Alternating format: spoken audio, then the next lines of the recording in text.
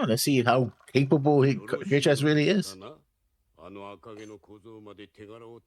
would be a real bitch thing to have spent all of Gaiden with him, only for him to die in episode 5 of the show, wouldn't it? Hey everybody, welcome back to the Stone-Faced Reactions. I'm Theta, this is Lessons, and we are back with another episode of Legend of the Galactic Heroes. We come back as we normally do with a comment, notes, and a board. And as always, we start off with the board, where I have let Lessons load a board that we no longer care about. That's right, I let you waste your time. There's the link to a new board. Look, I wasted so much time, Lessons. I wasn't taking notes on the episodes until like 6 a.m. this morning because I literally stayed up all night putting together a new board of 162 characters. Okay. This one is interesting. Holy mother of God, this is something. Well, as always, there's the board changelog, where I redid the board, like I mentioned before, not doing that again. 162 characters all placed into the normal cube that we usually do. So far. Corrective death markings, Urlach died in the Battle of Astarte, so now they're dead. I connected Job to Sithole with a green line. I connected Jessica and Yang to Job with a white line. I connected Avliser to Muckenberger with a green line. And I connected Oberstein to Siegfried with a white line. That's all you did? Well, and all of the other stuff. True. But I'm talking about, because Reinhard still has a rank of admiral. Isn't he supposed to be a vice admiral of the fleet? And Imperial Marshal? I know you spent a lot of time reworking this. No. I mean, I did sigh audibly only because the element is that I don't know which element of that is military rank and which element of that is bureaucratic rank. I have a note about that because when I watched it again, it's like, oh shit, this is what really happened. Oh wow. No, I mean, I have it I don't have it in my notes, but I have it in my timeline because that happens in March. Reinhardt granted title of Imperial Marshal, which I think you're referring to, and Vice Commander-in-Chief of the Imperial Fleet. I don't think Imperial Marshal replaces his admiralty. I think it is a title among titles. You got a baton and everything. I think it's a scepter. Yeah. Tomato. I don't know which one you want to choose anyway. Scepter, so that was because I said scepter. Obviously, you want to choose baton. But I don't think he's going to make the cheerleading tryouts at this pace. Well, we saw what we saw. I agree with most of the changes, yeah. Well, all of them, really. I have no point to disagreeing. And yeah, obviously, I gave everybody a what do you call it? Square for factions, as per the key at the top. Now, enemy uncertain ally related romance. No, you're looking at the lines. I'm talking about the faction cubes. Yeah, which is Alliance, Empire, and Fessen. The Duchy of Fessen. Okay, now that we've seen the board, it's time to go to the notes. I'll start as I often do. Start with episode 3, The Birth of the 13th Fleet. Yes, that's the one. So Yang is not one to stand on ceremony, especially when the truth is that he barely got out alive from the battle, and the government is lying about it. No, not lying, spinning it, which is pretty much a lie. Sure. I mean, they're not lying about it, as you just corrected, so. No, they're calling it a victory. It wasn't. They got their asses kicked. I mean, any battle you walk away from is a victory of itself, right? And technically, they did repulse the Empire. Well, no, because it was a punitive expedition, not a great capture territory expedition. Yeah, so, but the Empire didn't stick around. The Empire wasn't planning on sticking around. Well, they don't know that. We know that They because do we know have that. No, they don't know that. Nobody communicated that. Oh no, they were ready to pounce on them and annihilate them. No, You're but saying wait, it lessons. We have God's point of view in that we keep panning back and forth between both sides. We know what the Empire is up to. There's no chance the Alliance knew that the Empire wasn't going to stick around to take the system. They leaked the plans. No, that was from Pheasant. What they were doing. Pheasant leaked the plans. Through Pheasant. No. They told Pheasant, so Pheasant lessons, would we're leak saying the same plans. thing. You don't have to explain when we're saying the same thing. Either way, they leaked the plans. They knew That's still unreliable. So. You don't know that information is reliable. They planned around Guys, it. And we don't have to fight them with all of our forces. They're not here to stay. And then they fucking stay because the information was unreliable. Either way, they're spinning this as a victory, which is a lie. A half truth, at best, which is also a lie. I don't think it's a lie at all. I mean, obviously, I'm on the Empire side, so haha, we kicked your asses. But at the same time, I don't see as much of a victory on anyone's side. Well, except for the Empire's, obviously. I forgot that I have a future note that I did the math. Yeah, 2-1, no, 3-1 actually. Losses. Well, fuck it, I'll read it right now. It's not just a sentence. So, for comparison's sake, of the 5,560,000 soldiers the Alliance set to a start date, 1,500,000 died. That's about 27% of the people who got sent there. 1 in 4. 1 in 4 people who got sent died. Of the 2,600,000 soldiers that the Empire sent, only 150,000 died. 6%. Hard to argue with those numbers. Don't. Oh, since you already said a note, I'll go to my second note then. We talked about this in the episode, but, I think it's valuable to bring it back. The military pays for their officers to raise war orphans in the hopes that they too join the military in the future. Ugh. An effective program, except for the part that they have to pay back the cost of their upbringing if they don't join the military. It's not like we're forcing you to join, but it will cost you. I disagree with your except. What do you mean?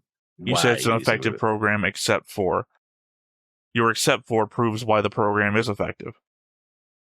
Yes, but from a moral perspective and from a I was going to argue. You know what, lessons? My second, I'm never going to read mine in order. My second one addresses the same thing, so I'll just read mine in response to yours, and then we can go back and forth, because there's things that I didn't say because I didn't think they applied here, and that's exactly what you're about to leap into, so. As we previously discussed, in the Alliance, the government pays foster parents to raise the orphans of soldiers under the agreement that they enter the service when they come of age, or otherwise be responsible for paying back what the government invested in you in the first place. I suppose it works on a number of levels. It's a long-term method to see to the replenishment of troops by ensuring that the kids of any of your lost troops are guaranteed to enter the service themselves, as I would have to suspect being able to pay off the government to not be a thing that most people could do. Not for nothing, these kids are also likely to have an anger welling up inside of them for the death of their family at the hands of the Empire, and are thus willing and motivated participants of this system. Yeah, but it also... I don't know, I was going to argue the moral and ethical side of things, and then I realized I don't think anyone fucking cares. Technically, it is a foster system, and it's working. So I guess the morals are kind of there already. We didn't abandon the kids. We didn't work camp the kids. They're getting sent to homes where they're being cared for. It's just at the same time, we have a certain expectation, and that is survival, and that depends on soldiers, and apparently, even though we're labeling ourselves as a democracy, we are essentially the Klingon Empire when you get down to it. Yeah, highly militarized society, which is understandable under the pressure they're in, except for what we're going to talk about. I'm going to talk about later on, which has a dark side to it. My next note is a short one. Jessica had a lot of guts confronting Trunix. Just call him Job. It's a Dutch. Huh? Too bad she didn't bring a pistol with her. Why would she? Would have defeated her entire point. You don't kill him. You kill him, and someone worse is going to show up, or someone as ineffectual. The pistol is not for killing him. The pistol is for self-defense. You're wanting her to walk in armed into the military HQ when we're doing this big old funeral thing.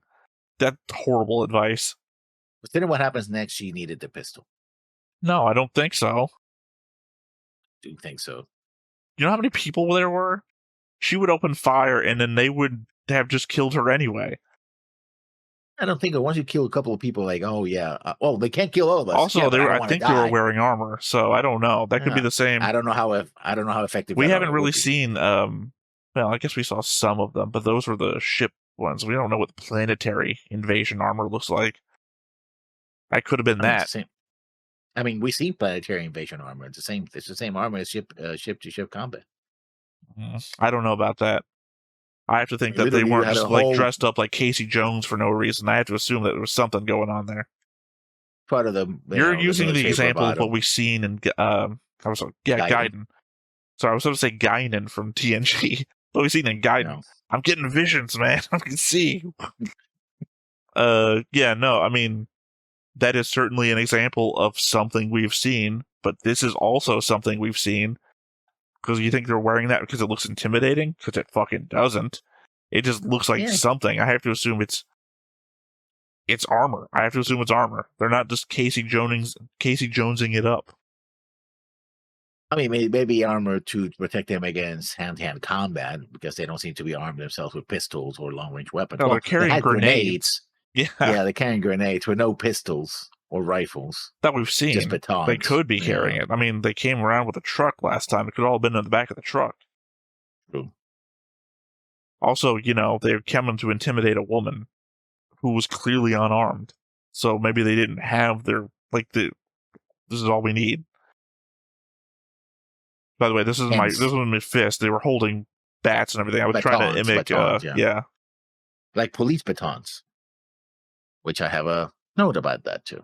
Yeah, I mean, as much as you'd think I would, I didn't write any notes here mocking you and your defense of the Alliance all the time against the thought police and everything of the Empire.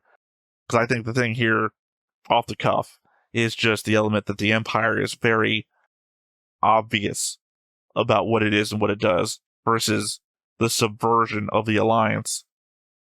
Well, to your note, then. To my first note, in fact. Wait, did it? Or did it? What was your last note? You skipped one of your notes. My note was about Jessica. Okay, yeah, I'm sorry. I thought maybe I read a note in response to that, and I hadn't. All right. The Battle of Astarte also goes away towards showing the difference in Yang and Reinhardt's rise. Yang is really only just now having detractors stand in his way. Not that there is really much of a way to stand in, since he mainly just wants to retire. But it's the element of that he continues to find himself in important situations where his decision-making has saved lives and averted greater disaster, which has then caused the Alliance leadership to make him the figurehead as a symbol of their imagined success. By comparison, Reinhardt gets no such thing, as the Empire doesn't really care about internal propaganda in that way.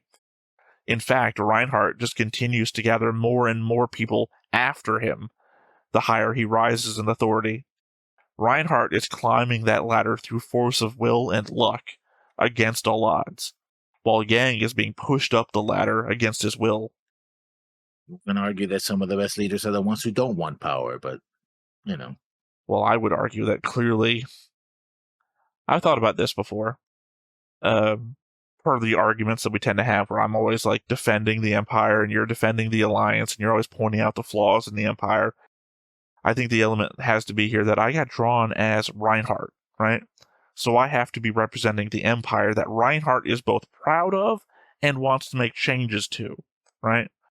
Reinhardt has to acknowledge the strength of the Empire in that it's the force that he's going to use to, one, crush the rebels, and also make the changes that he needs to see the society that he's going to then, whatever he's going to do. I think it's the other way around. I think he's more interested in crushing the rebels for the purpose of rising to power, so he can topple and or But still, reform the empire. You're just changing the order of things. It doesn't change what actually is going to happen. 100 years from now, when in Yang's imagined, don't worry about putting your kid and making your kid a soldier. By the time he's grown up, peace will have been achieved, right? I don't think it matters at that point in what order the events happened. It depends because in one, the alliance is crushed, and the other one's the alliance might survive. Well, no, I'm talking about the rebels being crushed either way. No, because... No, lessons, I'm not talking about hypotheticals. I'm talking about I am talking about hypotheticals. I'm talking my hypothetical. I'm not propositioning you to go back and forth over, unless you have a note about it, in which case we will. But I'm just saying, in my case, I'm saying that the empire that I am putting out there as the one I'm defending is Reinhardt's empire, the empire of the future, in which case he's made changes to the system, but at the same point, he also has to acknowledge that his strength comes from the existing empire. That empire has all the fleets that he needs. It has all the force that he needs to use. So I have to talk about the empire as it is, but also we have to keep in context that I'm also talking about the empire to be. Well, on to my next note then, and I will criticize the alliance this time. Oh, great, fascist militias. As much as I prefer the alliance to the empire, the fact that brown shirts operate openly in the alliance capital, right in front of the alliance military HQ, does not speak well for the current political climate in the alliance. I mean, it speaks for itself. Also the fact that everybody knows their name. Oh yeah, the Knights of the Patriotic Knights or something. I don't know what. No, that's what. Yeah. So. Although technically their abbreviation has 3 letters in it, so I don't know. Yeah. Knights of. It's PKN. I believe their abbreviation is PKN. I know it's Patriotic Knights of the Nation. I think it was an N. Pretty sure it was on the truck. That's what I'm trying to remember. But I think it's PK. I'm sure we'll see it again. Yeah, they're not going to leave them alone. I think I have another note about it somewhere, but whatever. Also, we were joking about how barren the space around the military HQ was. Well, they at least say that's 100 kilometers away from the capital. So it's just this. It's out here by itself. Makes some sense if it gets bombed. Well, I got confused right at the beginning of the episode because they say, they go to the place, the capital, and they name it. And it's like, isn't that the name of the planet? You mean it's 100 kilometers away from the planet? It's like, oh, no, they must mean that's the name of the city, the capital city on the planet. So that must mean it's 100 kilometers away from that. Next point. I like the built-in fire extinguisher system. Funny thing is how firefighters showed up to extinguish the fire, but the police didn't respond to multiple explosions in the area. I guess it's still true that some of those who work forces are the same to burn crosses. Is that Rage Against the Machine? Yes.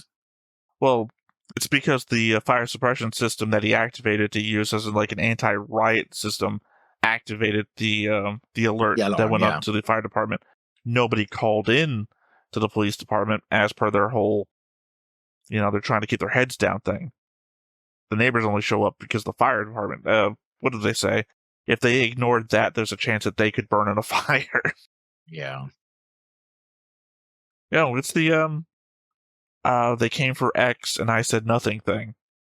These people are coming for those guys. I don't have to say anything. But if they set fire to the neighborhood, that is me. I'm involved in that. I live here. Yeah, but here's the thing. We are shown a map where there's people on like this giant screen. It's like, oh, we're monitoring. Send people, right? Because there's an alarm. You would think the police would have a similar situation, like they have, I don't know, helicopters. Or no, I wouldn't think so. Explosion. I'm not saying that they wouldn't have a giant room. They probably do have the Demolition Man style giant like screen thing going on, but it's not like fire is an automated system that you can, because fire is just a thing, right? A heat sensor goes off, thing gets sprinklers, whatever. I won't say sprinklers. Cannon, that's not what I meant to say. Anyway, water cannon. Yeah, that's an automated system. Whereas a gun goes off, right? Well, this is a militarized area. Who knows? You're not teaching your son how to shoot a gun, right? Who the hell knows? Oh yeah, we don't know how gun laws work in the Alliance. Which is more so Apparently, that's the element that a fire detection system can be so much more automated than, oh no, your gas leak and you set off fire in your house. Apparently that's just automated, because that makes sense, versus who the hell is expecting a grenade sensor, right? I mean, we still have the police doing patrols and whatnot, I guess. So, well, no, because this is the high-end military. Well, I don't know. I have no fucking idea. And that also means that, in fact, if it's high-end military, it might be military police who might be patrolling this area. Again, it's supposition. We have not seen one police officer in the entire show. Yeah, that's true. But on the Alliance part, we have seen plenty of them in the Empire, though. Yeah. So Job says that the Constitution allows for anyone to speak up against the plans of the government, but that the strength of the government is the unified voice of the people, thus allowing them to seem free while at the same time vilifying independent thinking. And if that wasn't bad enough, there is a private group of citizens willing to put down dissenting voices the hard way. No wonder Siegmeister didn't like it in the Alliance. We know that the patriotic knights are tied to Job in some fashion, but they are also really seem to know Yang. They call out Jessica's dead fiancé as Lap, and knew that Lap was Yang's best friend. They had no reason to even suspect Yang was involved, but they jumped to him immediately after identifying the car's current user as Dusty. Yang hasn't been a thorn in the government's side this whole time or anything. This is a first for Jessica, and her tangential association with Yang seems like an incredible leap to suddenly suspect Yang of being a massive problem. Here's the thing, and I think it calls out the hypocrisy of the Alliance, and like you said, surface level it might well be that these guys are running their own. They're brown shirts, right? They're running their own intelligence operations.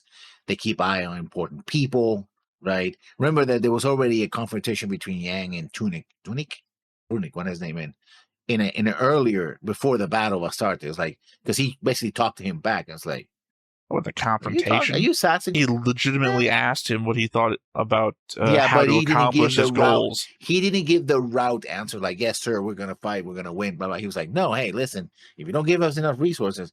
He put Tunic in the space, and was like, Tunic was like, you sassing me, little shit? Okay. That might have put him on the radar. Remember, Tunic seems to be like a very egotistical kind of person. Like, he has literally pictures of himself all over his own private rooms, right? So anything that goes against the party line, his party line, is something that he probably take very personally. Like, this little shit talk to me that way? Okay, fine. Hey, investigate the motherfucker. Except that he wasn't the one that got pissed. It was another guy that got pissed, who I'm sure is actually going to turn out to be a patriotic knight at the end.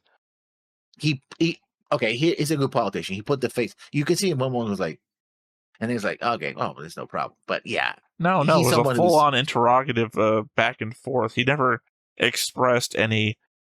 He didn't try to change Yang's mind. He actually just kept asking questions of Yang's opinion. But it's more like your boss saying, okay, your boss asking you a question.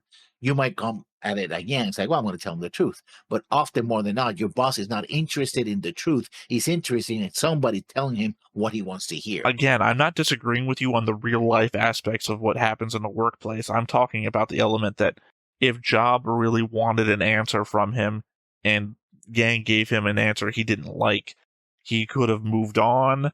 Oh, that's interesting. Get that guy the fuck out of here. He could have done anything.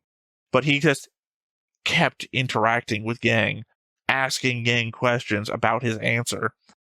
He didn't try to guide him to the answer that he thought was the appropriate one for the politics.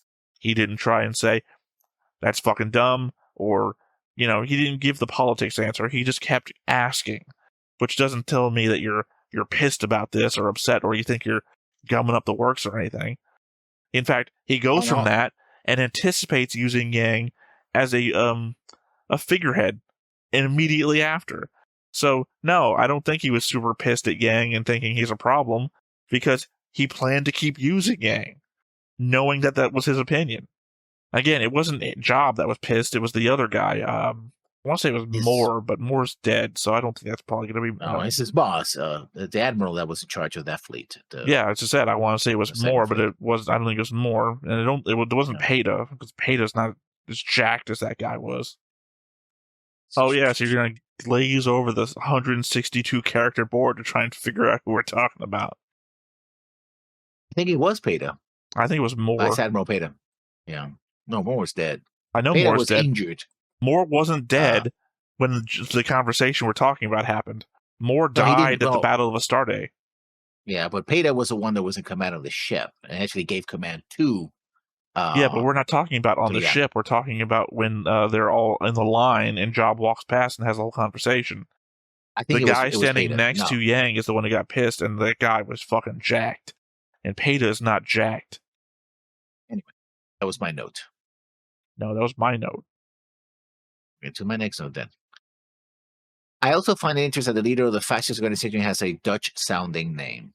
Just a little side note. Again, I only call him Job. Job Trunked. Trunicht. Well, the subtitles gave you some Trunicht, so that's why I stuck with it. Well, again, I've only ever called him Job. Remember, we saw him back in... well, you don't remember because I kept bringing it up. We saw him at the funeral in Gaiden. Yeah, but he didn't say anything. To Bruce Ashby's other guy, the old guy that we had to hear his backstory 4 times. Jessica's "Where Are You" really has to be directed towards the Patriotic Knights as well. Clearly they are capable personnel being used to maintain authority by force, and the craziest thing to me being that they know Yang so intimately to target him, while at the same time knowing how valuable of an individual he must be to the military efforts and security of the Alliance, and still be willing to sacrifice him for political ends. Reminds me of Stalin-era purges. Yeah, it reminds me of that and so many other things. I'm not going to talk about like Night of Long Knives and whatnot, but for me, it's the element that Stalin-era purges tend to decimated the command structure of the Soviet Army. The Red Army, yeah. No matter who was a political threat.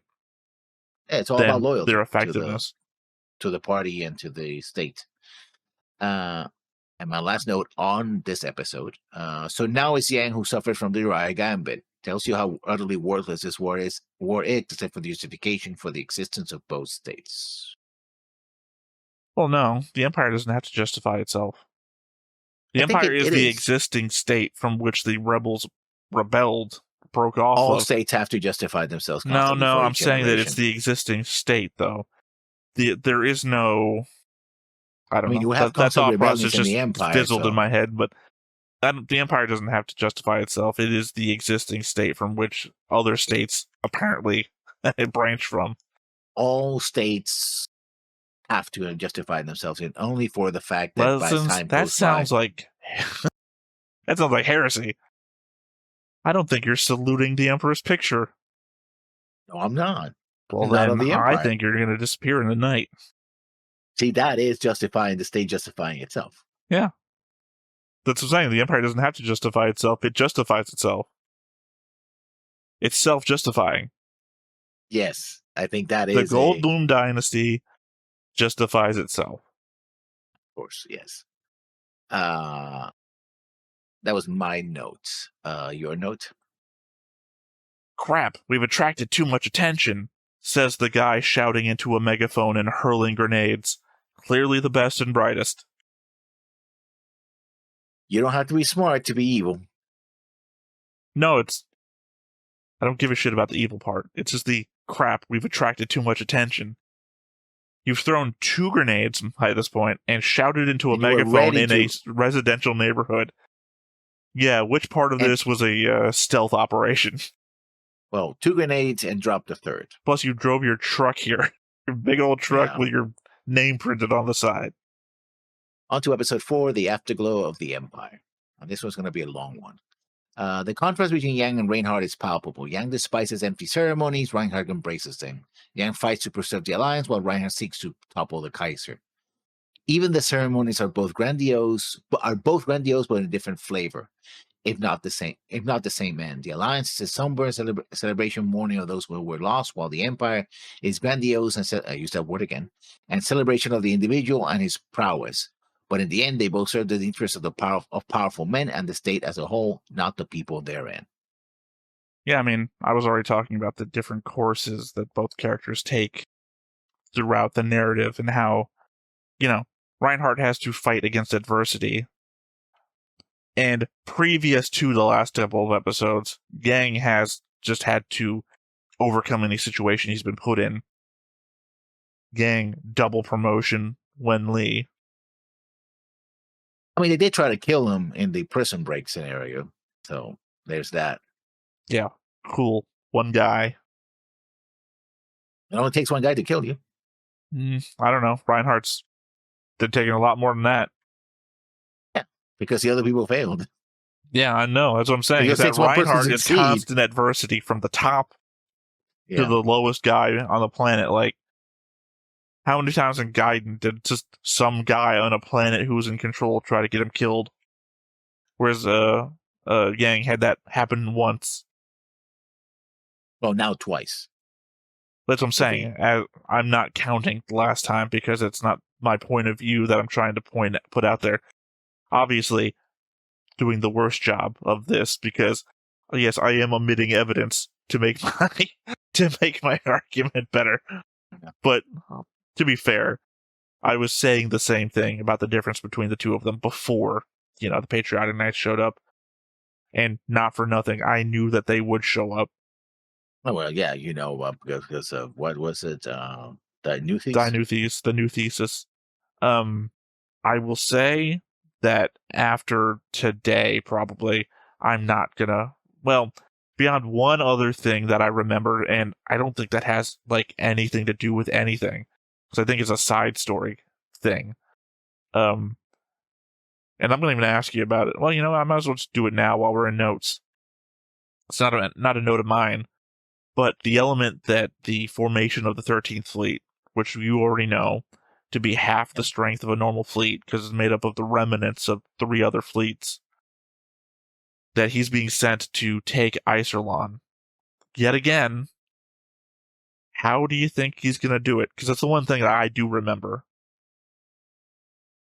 I mean, it has to be either a rush, surge rush, like get them before they open fire, right?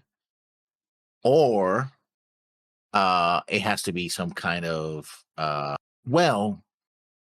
if they might try to go through the Pheasant, go through Pheasant and go all the way around and hit them from the back end, I suppose. But then they'll have to contend both with Pheasant forces, if there are any, if they allow it, and any Imperial forces protecting the side of that corridor, right? I mean, actually, that's the one that makes more sense. Also, just occurred to me that you're describing a thing that Reinhard himself already did. Remember, Reinhard went through the Pheasant corridor and then had to circle up and go fast into Iserlon. Yeah, so it would be that route. But then Pheasant, we know that Pheasant would not try to stop them. He would just go, "Oh, Empire! Oh, these forces are crossing our territory, and they're heading your way. What can we do? Oh no!" So that wouldn't really work. I just don't know how appreciably approaching Iserlon from the back would help. I mean, I only seen the weapon Thorhammer fire in one direction, so no, we've seen it move. The Thor's hammer thing pivot around because the fleets are moving around. They move the fleets around, and they're still aiming the thing at different parts of the fleet. So clearly, it can move too. I think it's an element of the fact that the Iserlon seems to have like a liquid surface, so the everything moves around on that. Yeah, which makes sense. It's much better than the Death Star laser if you think about it. It's a liquid metal surface, so yeah. Otherwise, the other thing to do is to draw out and ambush the Imperial forces guarding it, and then rushing in before from outside the. I mean, I would counter that a Zerg rush typically involves numbers, which is what we know that they don't have. So yeah. All right, like I said, it's the one element that I remember of what's coming up. Or they have some kind of infiltration mission to deactivate it before anything else, right? Have a capture ship or two. It's like, oh yeah, we're gonna send you supplies, and there's some guys in there. It's like, yeah, go to the control room, shut it down, and then we attack. That's probably the only strategy that's left. Which over 150 years, I think you would capture at least a couple of ships on these sides, right? Or transport or something like that, right? I mean, we haven't seen like the Macross thing or the Universal Century thing where there's graveyards of ships and whatnot. So, but yeah, like I said, I specifically do remember this upcoming segment from New Thesis, and then after that, again, I remember. I guess don't try and say it. I was gonna try and give a hint towards the other thing that I remember, so that people in the audience who know Legends of Galactic Heroes would be like, "Oh, okay, that's the other thing he remembers." But even with no context at all, I think saying anything would be spoiler. So, like, you wouldn't know, but yeah, it's not worth it. I'll count the. So I thought the only worth to get out of that is asking you what you thought would happen, so we can like look forward to seeing if you're right or not. But I think you basically guessed every possible venue that you possibly guessed. I mean, that's how we do it. But then again, this show we also have like H of Sail dumb tactics. So, oh, we're gonna shift this way. Oh my God, they're shifting this way. Oh no, what are we gonna do? They won the battle. I think that one of the things that's not properly conveyed is the element of how long it takes it to do anything. Yeah, like the fact that we're in the middle of a fight. Okay, I'm gonna have a full course dinner in the mess hall because it's gonna take 4 hours for the fleet to get here.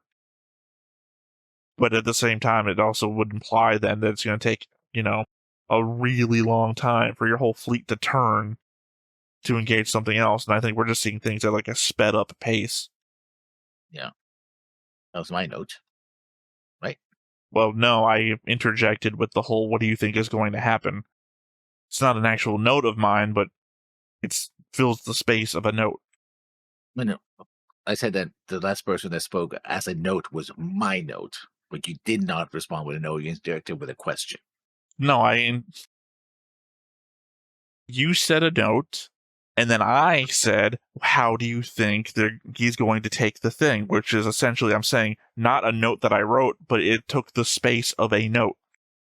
Well, then I'll give my next note then. And this one is another short one. I didn't realize in my first viewing that Reinhard got come out of half. Yes, half of the entire Imperial fleet. Yeah. Again, it's in my timeline. Given command of half the Armada is what they say. Or then Armada is what they described it as. So he's on the same level or just under Mockingbird, basically. You'd think that, wouldn't you? This is all going to be very confusing. I remember having these same thoughts in New Thesis. I think the early New Thesis episodes keeps pace with this. And then New Thesis hits like a breakneck speed. So it's really hard to keep track of.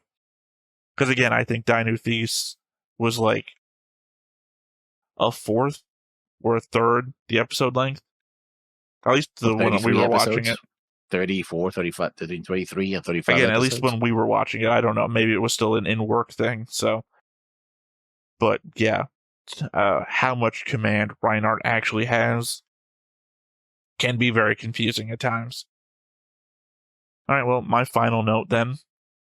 Just to put into context, when Oberstein says, if I'd been born in Kaiser Rudolph's time, when he's talking about his genetic inferiority thing with the eyes, would be like me telling you about how things would be had I been born in the Neo-Inca state during the Spanish conquest of South America. That's how far back Oberstein is referencing, 487 years ago. I mean, I have a note about that. Think about how many horrible things in human history have happened over the course of, say, the last 500 years. You don't even have to go back 100 years to get that. But he's like, but we also know. Imagine if I had been born during Kaiser Rudolph's era. Again, like 500 years ago. I'll answer. I have more notes, but I'll jump to the note that I talk about Oberstein. First of all, I thought Oberstein was Flagel, but he is not. I confused the two of them. Interesting that he made it all the way to the captain with his stability when he admits that he would have been discarded because of them. Considering the advancing technology allows him to operate in a current society, it really shows how utterly stupid and bigoted the genetic mania of the Empire is, since technology could easily overcome many of these situations. Except that it's clearly not, because he's the example of it not. What do you mean it's not an example of? He's got artificial eyes. He is overcoming the problem of which you're saying they're stupid for not having the technology to overcome. He is the example of the technology overcoming the problems of which they have issue with. We had somebody who would have been kicked out of the academy because they were colorblind, which could also have been fixed. Yeah. Probably with technology. Well, no. The issue there isn't that. The issue there is that he lied. He did the Gattaca. He did the Gattaca with them instead of, I have this problem. Okay, well, maybe since you're a conscript, as we know everybody in the Empire gets conscripted at a certain age, we will get you a change of eyeballs. Yeah, but if he becomes a conscript, that he couldn't be an officer, and his talents would have been wasted because the system would not allow him. Lied is the issue. Yeah, but I think he lied because of the genetic mania, right? Yeah, except that we have Oberstein over here proving that, because again, Oberstein's an officer as well, that you don't have to lie. I think obviously might be a bigger exception that proves a rule than we think. We'll see what happens with that. The idea is that we can only use characters that are in front of us, because anything else becomes a hypothetical. And we have two examples of each. One is a cadet in the academy who lied about it and then tried to hide it from everybody. And the other one is an actual officer that we actually also saw in Gaiden, because Oberstein was on the board before this episode. So, yeah. He's the proof that you can get here, and I think the other guy is proof that you don't lie on your entrance exams. Going back to my next host, I skipped this one. Oblister is right with that the Alliance effed up, but like I said many times before, your enemy can F up all you want. If you can't see and exploit those mistakes, then they amount to nothing. Reinhard genius, for what it is, lies in seeing those mistakes and exploiting them while handicapped by his own superiors, no less. I've gone over it like every episode now, that Reinhardt's genius is that they all sat still and let him, like, he's my guy, but at the same time, this doesn't show off his genius. It shows off their stupidity. I think both can be. That's why I'm arguing that both can be true. In fact, I don't think both can be true. This is like turn of the century boxing, right? Where the tried and true method was to stand and take it. We would exchange blows and see who the tougher man is, and then people start weaving around and shit. And it's like, if you don't adapt, are you an idiot, or are you good at what you do when you know that you can't change? The element isn't that he is a genius because he exploits their weakness. I think their weakness is so strong that anybody could have exploited it. But they didn't. So, well, they did. You're arguing as though this situation happens all the time. It's not that nobody else could have exploited this weakness. I'm saying that you could have put any other admiral into the situation, and I think all of them could have done the same thing. No, in this situation, all the other admirals say, no, we wouldn't do that. No, let's not do that. That's crazy. Why would you do that? So, yeah, the other admirals that wanted him prove you wrong. Like, no, we wouldn't. They don't prove me wrong. No. They just didn't do it. The element is that if anyone had done it, the same situation would have played out. But they were more conservative, and they wanted to retreat from a situation that seemed like it would be a lose. Again, I don't think Reinhardt. You're giving Reinhardt more credit than I think he deserves in this situation. I think I'm giving exactly the kind of, not more, no less, just exactly what it is. No, they're just fucking stupid. We know they're fucking stupid because they had to die in order to prove Yang to be smart. We knocked down the Alliance leader Admiralty of the situation, who refused to listen to reason, to then let Yang get in a position to prove that he is actually as smart as we want him to be. So that means that when Reinhardt is facing off against the fleets, he's facing off against those dumb admirals that had to die so that Yang could take control. So therefore, it is the stupidity of the Alliance in that moment before Yang takes control that Reinhardt is not showing exceptionalism in. He's done smarter things before. This is not the Reinhardt of Gaiden who is overcoming insurmountable odds to achieve victory. Like on Ice Planet, not the last Ice Planet, Silver Valley. That Reinhardt who proved tactical strategic genius. This is, again, my enemy's not moving. I could shoot them with my eyes closed. Second to last note. This version of Reinhardt's origin story shows him as a far more brutal individual, far more direct and foolish than when we saw him in Gaiden. In essence, without Kirchheis to restrain him, Reinhardt would have ended up in prison or dead before he even made it to the academy. I mean, I would argue that in Gaiden, we just go from, child to first deployment, so it's not he's more bloodthirsty now. It's just now we're seeing exactly how bloodthirsty he was. I mean, we also see him in the kind of fights he gets in before. He doesn't go out of his way to bash somebody's brains in with a rock. Well, that's before he was, that's before he was enlisted. It's easier to bash someone's head in with a rock when you're not going to be found out. Once you become an enlisted man and the bodies, that he has to go into, the military police for a bit. I have to investigate these crimes. I know how these crimes work. And my last point. Things feel like they're moving very fast, at least compared to Gaiden. But we have 106 episodes to go. So I'm saying that whatever we feel progress is going to come, at some point it has to slow down somehow. Or campaigns will be more extended through multiple episodes as just one battle. Otherwise, we could be done in 10 episodes or something like that. I mean, I don't know why you think this is moving fast. It depends on what happens in it. I mean, if Isolone falls, that's a big if, then that's supposed to be a major change in the status quo. Right. But you're guessing what's going to happen in the next couple of episodes and saying that's fast. I'm just saying if you only include episode 1 through 4, not really that much has changed. We've seen one battle and that's Fallout, or not Fallout, After Effect. Think about back in Gaiden, 4 episodes would be an entire arc.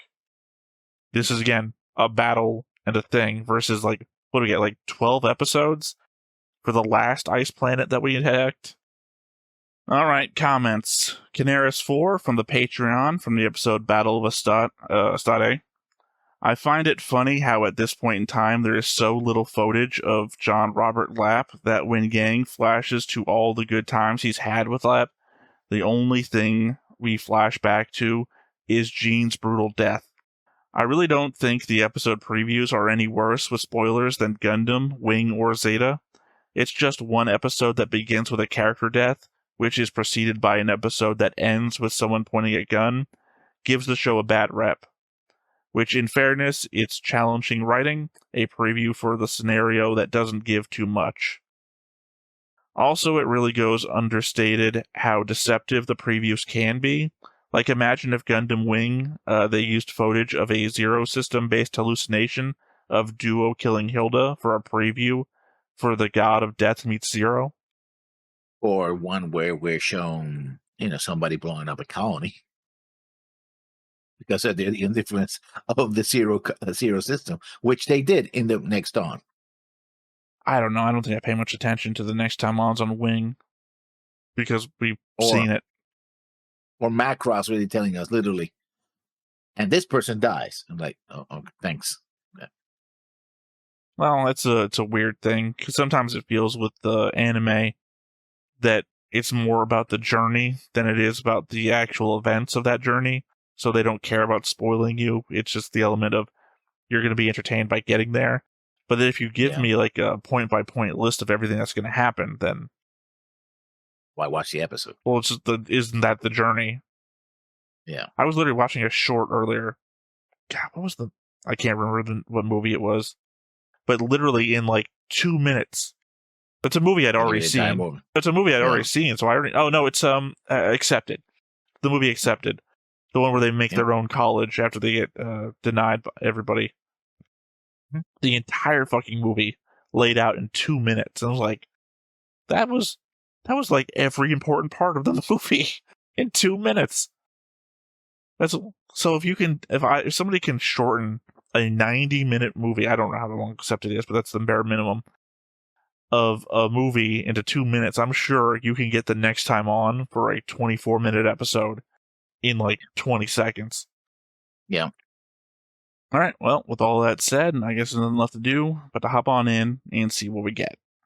But before we get started, make sure that you hit the like button. Hit that subscribe button. Comment down below to feed that algorithm. on top of all that, if you want to watch more shows like this, Unfiltered. Uncensored. And uncut. as well as some early access stuff, You can check it out over on the Patreon.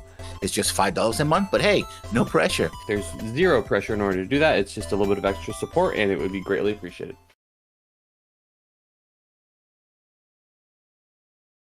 And again, no idea if there's going to be multiple openings or not. Maybe, maybe not. I mean, this is from the late 80s, so I think that was a thing that was starting at that era, where they would have multiple endings. Well, I mean, I don't know when Starts. core-based anime started. True. Although, I mean, Gaiden had at least 2 different starts, so but they also were meant to But be it was in 2 the different DVD, like seasons essentially. DVDs. Yeah. Mm-hmm. What I'm saying is, I don't know if if this is broken up into 4 like 25 episode things, and that there might be a core like, okay, this year we're going to release 25 episodes, next year we're going to release another 25 episodes. In which case, if you're doing that much time between animations, you would have time to do a new OP. Yeah. Well, I think this stretched over like almost 10 years into the 1990s, so late 80s into the 90s. So Our new Dino Thesis has multiple openings. yeah. Well, that came later, so yeah. Yeah, I know. That's the 2010s. But again, that's just a remake of the show. It's also an element that it came out in like different seasons. It's a modern version release schedule. I don't know, So I don't think we've ever seen her with that pendant. Didn't notice. Even though it froze on the screen for a while. Well, fuck me.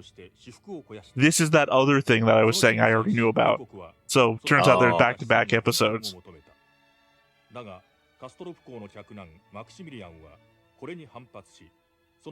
I guess they're Greek themed here. What I was going to talk about was I didn't know if I could use the word rebellion or not. But here they are.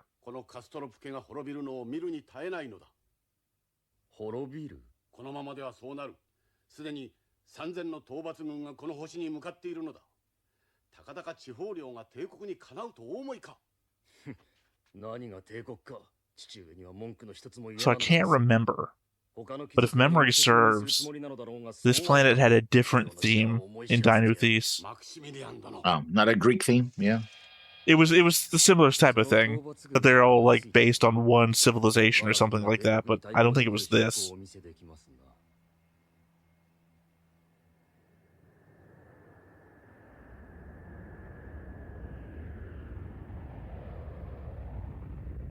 I don't know why the subjugation.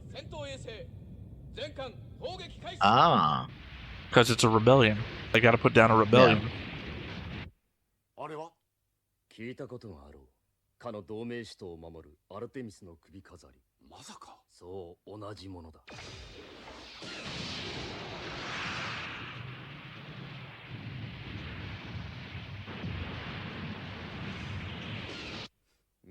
So these are miniature, Thor cannons, I suppose. And did the Alliance give him that technology? Not indicated. I would imagine they got it from Pheasant. Yep, so he just said. There's no chance in hell the Alliance would be supplying anybody in the Empire.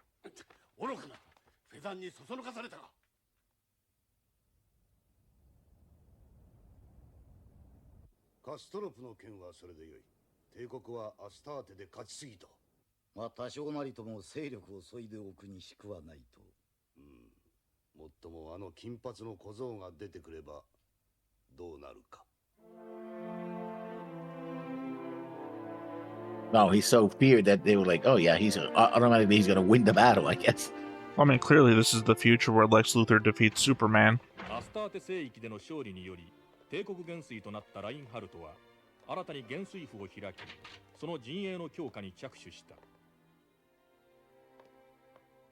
まず新たに平民や下級貴族から艦隊司令官を登用した。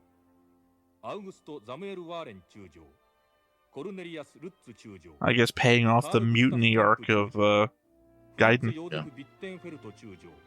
Yeah, looks. Unfortunate mustache guy. オスカー・フォン・ロイエンタール中将、いずれも若く有能な指揮官たちである。 Nowhere to be seen. Oberstein, who specifically asked to join. 一挙に少々に昇進させ、提督の列に加えた。出動命令があった。と言っても、 That's something I would never do. You don't sit on your cape. You fill your cape out behind you first, and then you sit down. 首飾りと称する防空システムの前に全滅し、提督も戦死した。キルヒアイス少将、は、勅命である。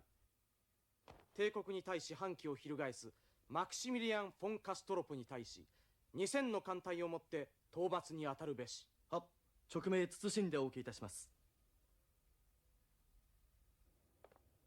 我々にもお声がかかると思っていたがな。我らも今や一個艦隊を預かる身だ。高田が地方反乱などに気楽には出ていけなくなった。Never a bad time to do an aside. 窮屈なことだ。しかし勅命が直接下るとは、いささか見えすいてはいるがな。勅命が下ればキルヒアイスに箔がつく。まして前回より少ない戦力で勝ったとなれば、中将に昇進は間違いないか。勝てばな。Well, let's see how capable Kirchhoff really is. It would be a real bitch thing to have spent all of Gaiden with him, only for him to die in episode like 5 of the show, wouldn't it?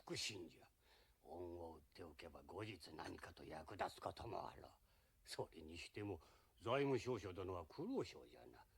それもこれも成功すればの話じゃって。 So with my volume turned down a little bit, he sounded like the Crypt Keeper. Yeah.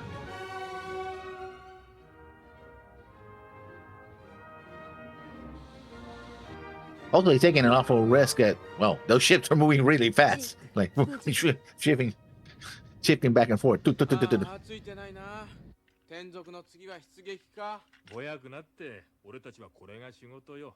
おい、それを取ってくれ。でもね。No, that's Shrinik's job. の元帥さんは強かったからな。機関ブリオンヒルトに乗ってるときは安心感があります。Oh, got transferred off of the command ship. The flagship, rather. そうとも限らんさ。あの赤毛の少々閣下もなかなかやりそうじゃないか。 Granny said good substitute. Is that our guy from Mutiny? No, that's not him. No, those are the two gunners. No, I'm not talking about the blonde guy. I was talking about the guy doing the actual work. しかしその復刊が名称である保証があるか。付録は所詮付録さ。言い過ぎだぞベルゲングリュン。酔ってるな。ああ、酔っているともシラフでやっていられるか。前回失敗した時より兵力が少ないんだぞ。だからこそ酒など飲んでる時ではなかろう。ほっといてくれ。おい、かっからぞ。 Also, conceivably, I guess we have no facial hair standards. 環境へいらしてください。は。閣下。召喚は艦隊の編成より全体の数の方に問題があるのではないかと愚行をつかまつりまするが。おい、幼いか。前回失敗した時より少数の兵力で勝つ。成功すれば確かに万々歳でしょう。しかし現実は閣下や元帥閣下の思惑通りに行くとは限らない。You now remember the fight that we just got awarded for? I mean, you weren't there, obviously, but you must have heard about it. 確かに艦隊の絶対数が少ないから、その分犠牲も少なくて済むでしょうがね。大佐、編成表を。閣下。これを見てください。 Also, the audacity of keeping the bottle with you on the bridge. Yeah. 工作艦ばかりこんなに集めて。私もローエングラム閣下ももちろんこの作戦に成功することを考えています。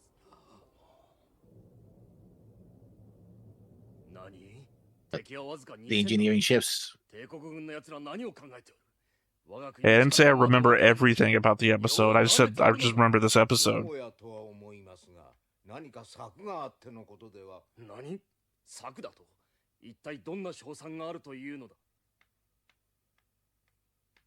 No, you're overconfident. I mean, I just trust everything I say. I'm Pliny the Elder, and I'm always right. Yeah.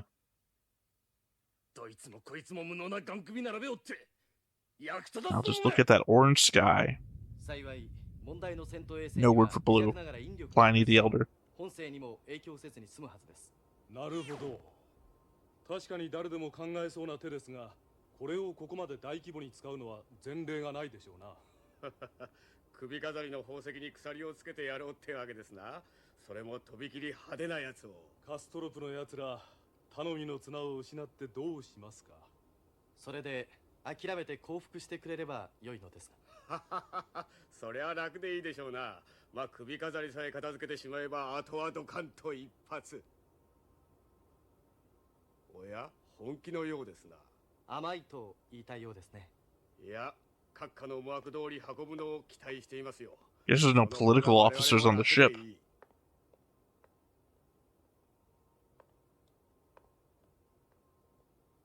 甘いかな。I mean, you're being extremely forgiving. That's what seems to be happening.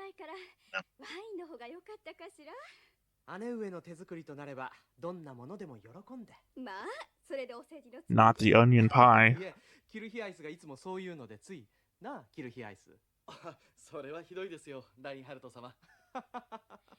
Isn't that yeah, this is a conversation from the movie. So the aspects of the movie have been, were stretched out. This is the whole. 姉上こそ私をからかうんですね。いいですよ。雑用でも何でも相務めますとも。I mean, no, they must be having the same conversation. He didn't have the cape back in that. Yeah, that's true. Because it really made his handstand in the yard awkward. Yeah, it was draped over himself.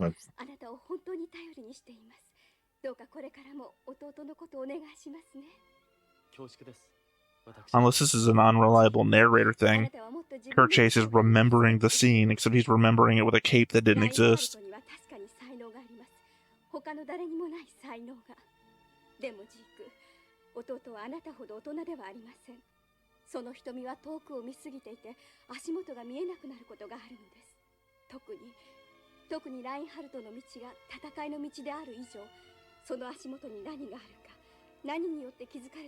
Also, I'm pretty sure this conversation's a lot longer than it was in the original.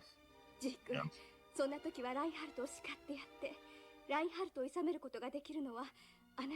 You spank him, Kurt Chase. You spank him. Yeah.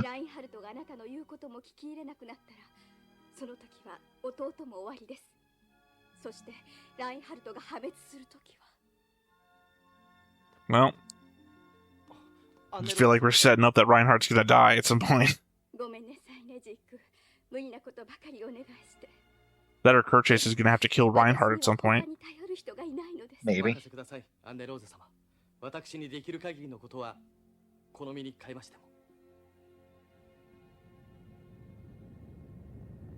See, she has a pendant in the opening. She doesn't have a pendant there. Yeah.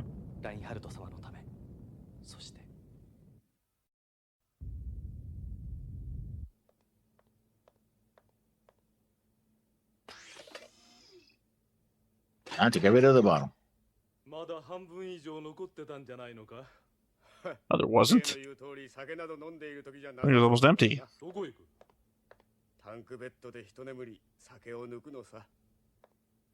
Now it's a tank bed. Okay. Hypno beds, tank beds. Also, now that I made a fool of myself in front of everybody, time to take my job seriously.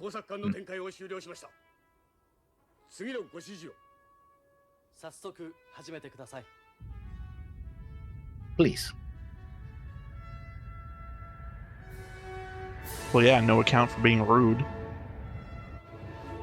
No, but I think the way he's begin the operation, please. As well, please begin the operation, right? It's my favorite version of engage. Yeah. Please. 一向に動かんではないか。もっと拡大できんのか。これが最大でございます。お前見てまいれ。行ってみてまいれというのだ。 Remember, this is the first year that cephal particles are supposed to be used. 行って忠義を示せ。 Well, we learned that back in Gaiden. 何を申すか。貴様わしへの忠誠はどこへやったか。この恩知らずが。おお、すまぬそちたちを叱ったのではないのだぞ。貴様なぜよけるか。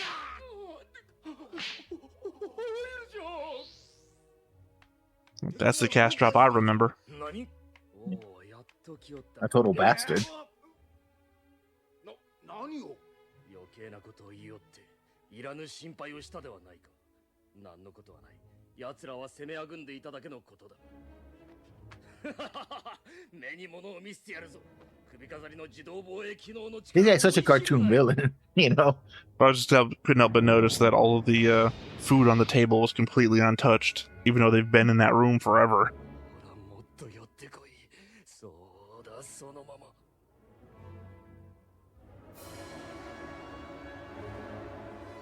空撃て。 Well, looks like I spoiled it. Yeah, Cephi particles. Well, I have it in my notes on my thing.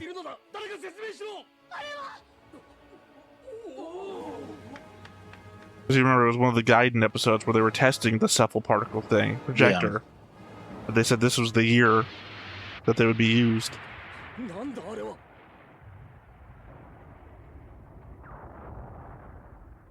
敵戦闘衛星消滅。やったな。ああ。やはり本気か。どうなったんですか。 Was it not? さっき工作家が出ていったろ。多分指向性のあるゼッフル粒子を使ったのさ。Cephal particles, yeah. I don't want to say Cephi. Because I used to say selfie particles. I think they're spelling it with a Z here, where they're typically spelled with the S. 事件の首謀者も共謀者も必ず寛大な処置が下るよう私が責任を持って取り計らいます。ですからやはり甘いと言いたそうですね。いや、ただ考えていたんですよ。 I mean, it certainly has to affect morale on the planet when looking up and seeing a blood red sky. しかしあの様子だと楽にはいきませんかな。いや、案外楽に済むと思うね。もっとも司令官閣下の思惑とは少し違うかもしれませんが。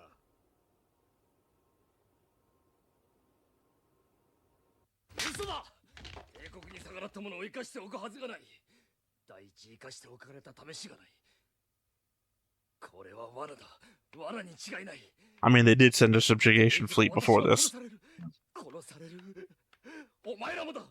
一族老と皆殺しだ。わしは破滅だ。貴様のせいだ。貴様がわしを焚きつけたのだ。貴様も貴様も貴様も。こんなことならおとなしく資産を返上すればよかった。それを。そうだ。そもそも父上がいけないのだ。汚職をしたのは父上なのだからな。 There's a sword there, dude. Somebody's gonna stab you in the back. I don't know, that's strange, the definition of a sword. Well, This is also a bit on the nose to get stabbed in the back while you're wearing a toga. yeah, well.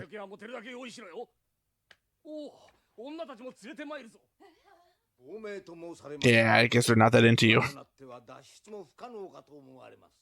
そうじゃな。よし、お前身代わりになれ。お、焼身自殺にしろ。顔を焼いてしまえばしばらく。 Sure, I'm Yeah, this is where you apparently get that loyal. yeah. This is where you get stabbed. 人質になるからな。閣下。もっと良い方法がございます。おお、さすがだ。なんだ申してみよう。それはこうするのです。 Oh, not in the front. 何をする。しまよった。 I mean, you take the openings that you're given. Yeah.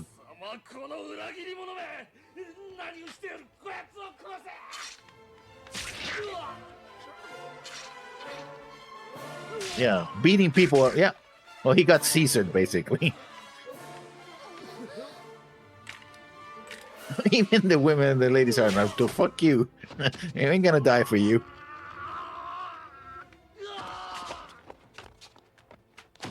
空の艦隊に連絡しよう。我々は悪逆な支配者から解放する。 It was So bloody. yeah, that is different from Dainu Thesis.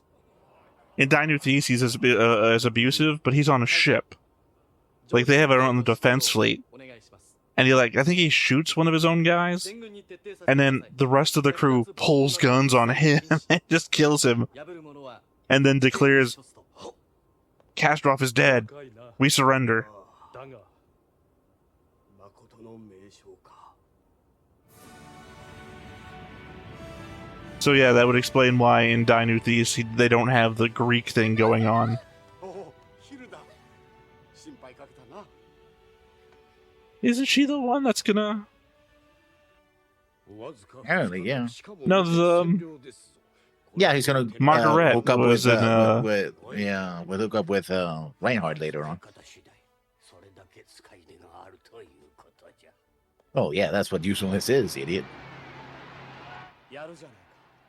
ああ。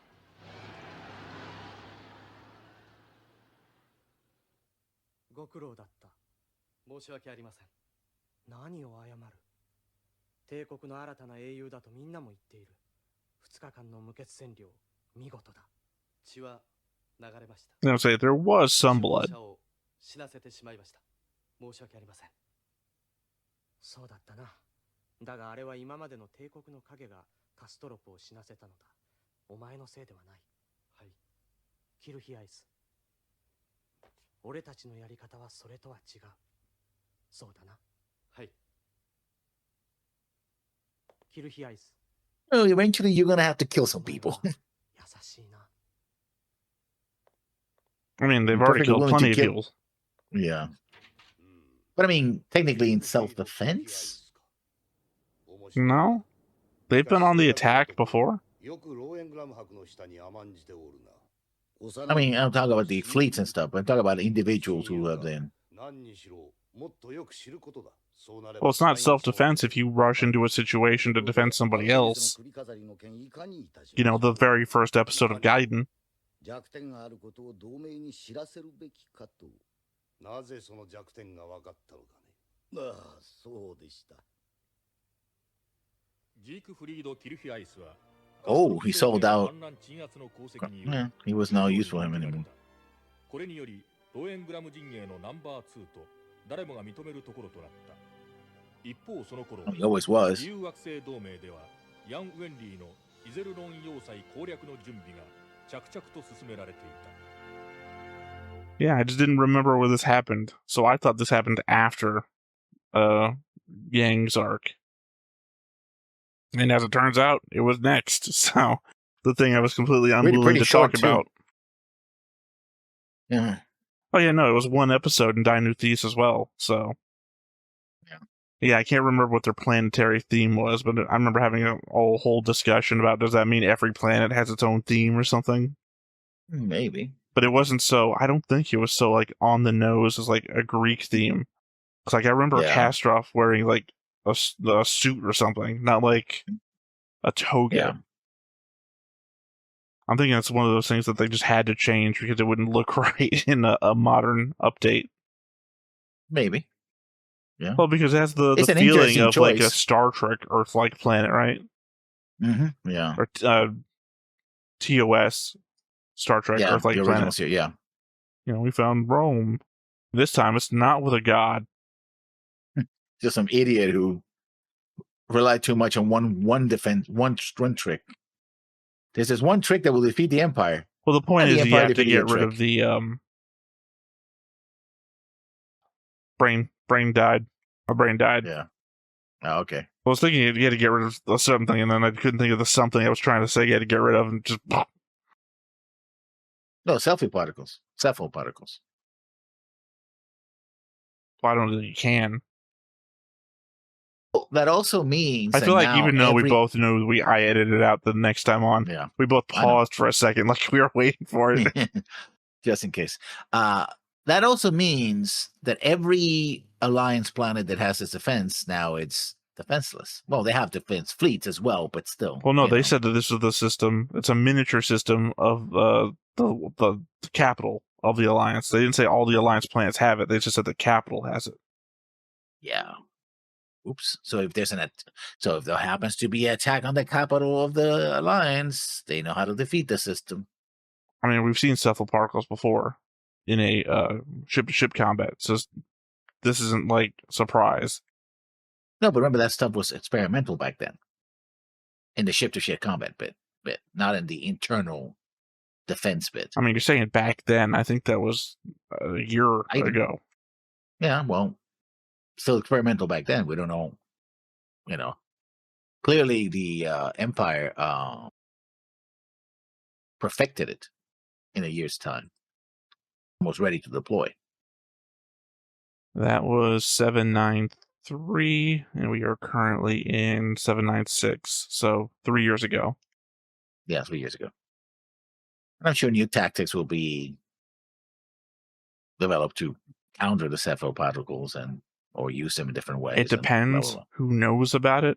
Like, I don't know if any information got back to the Alliance from the test, although they were trying to retrieve it. I think all the ships that were there got destroyed, but I think there might be an element of who was in contact before that. Fezzen.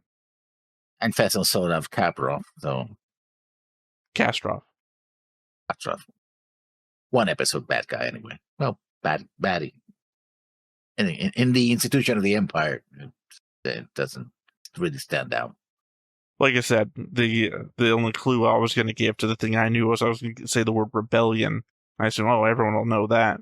But I thought, that'll give it too much away, because you could assume anything off the back of a rebellion. Although we heard about this rebellion before, they got mentioned before, we just didn't see it. This is the point we see them. No, because this just recently happened. Yeah, we've not heard about this before. They did mention a rebellion somewhere else. I don't know if it was this one or somewhere else, but yeah. I think you're conflating what the guy under Grimmelshausen said before he got sent off to the outskirts with this, because those are two completely different things. And I don't think he was talking about rebellion either. I think he was just talking about people getting taken out for knowing too much or something like that. I can't quite remember. The guy who got sent off with the book of all Grimmelshausen's secrets. Yeah. The captain, the police captain. Who was the one who interfered in the fight? In the fight with Reinhard. You don't have to remind me unless you're reminding the audience. If you're reminding the audience, lead with that, because you don't have to remind me. I can see his face in my head. I just can't remember the name to go with. Yeah. Like I said, I think I want to say Paul. No. See, the only name I could think of was Oberstein. I was like, it's not Oberstein. Is it a Paul? Did a quick search on Paul on the board. Oberstein's first name, Paul. I'm thinking of the same guy still. Yeah. And even though, again, I spent like over 24 hours working on the board, I gotta get used to the layout again. I could find who I was thinking of on the old board, not on this one. Yeah, because the other one was ranked by rank in office. This one is Bertram. No, Bertram was the mutiny guy. Not Staden. He was with Grimmelshausen, but not Lundberg. Follow this other green line. This is the whole point of the board, and I did spend all that time. There we go. Ulrich Kessler. Kessler's the dude who we originally met in a picture in a book during the school arc. Yeah. And then came back for the Lundberg arc, which, to be fair, did not turn out the way we all thought it would. And is effectively one of the only people on the entire board that exists the defected and came back sub-box. I didn't describe it before, but on the board I have on the top side is the your allegiance, and on the bottom side is, are you arrested? Did you defect? Are you in a foreign territory, etc.? Yeah, Lundberg defected twice. Yeah. So I said defected and came back. I don't think there's any other examples of that on the board at the moment. Cleveland Michelson didn't come back.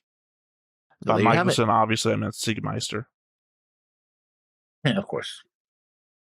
Of course. Yeah, because I agree with you when you were wrong, so I agree with you when you were right.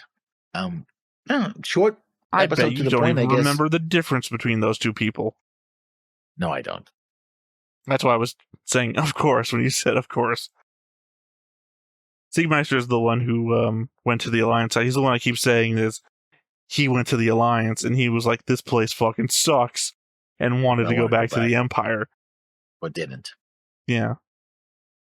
Well, even one of my notes today, I brought up the fact that, yeah, maybe this is why he thought the Alliance sucked.